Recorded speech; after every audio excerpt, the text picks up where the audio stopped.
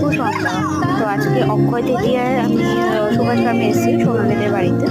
তো ওখানে রাম ঠাকুরের মন্দিরটা আমার খুবই ভালো লেগেছে, সেই জন্য আমি ভেতরে ঢুকে একটু ওয়েট করলাম, দেখলাম ওখানে পূজা অর্চনা হচ্ছে। তো ওখানে বেশ ভালোই লাগলো, অনেকটা সময় কাটালাম।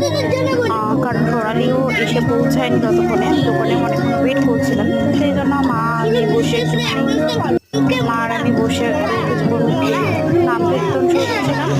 আর সত্যি এরকম পরিবেশ আমার খুবই ভালো লাগে। আর মন্দিরে গেলে মন সত্যিই ভালো লাগে, ছুঁয়ে যায়। এইভাবে আমি কাটালাম অক্ষয় তৃতীয়ার বিকেলটা। তো মোটামুটি আমাদের ইচ্ছে থেকে বিপত্তারিণী মন্দিরে পুজো দেওয়ার কথা, বাট এই সকালবেলার ওয়েদার ঝড় বৃষ্টির জন্য আমার বেরোনো হয়নি।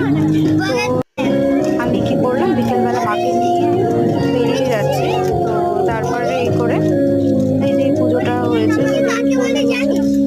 আর হচ্ছে এটা ঠাকুরের শয়ান শয়ানি করা।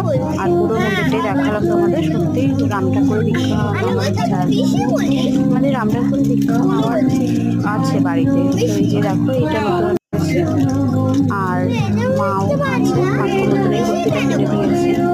দেখো কেমন লাগলো, ভালো লাগলো ভিডিওটা জানিও, কমেন্ট করে জানাতে পারো। তো সবাইকে শুভেচ্ছা অক্ষয় তৃতীয়ার। তো সবাই ভালো থেকে আবার কোনো একটা ভিডিও তোমাদের সাথে দেখা হচ্ছে। টাটা, আজকের মতো টাটা, বাই বাই।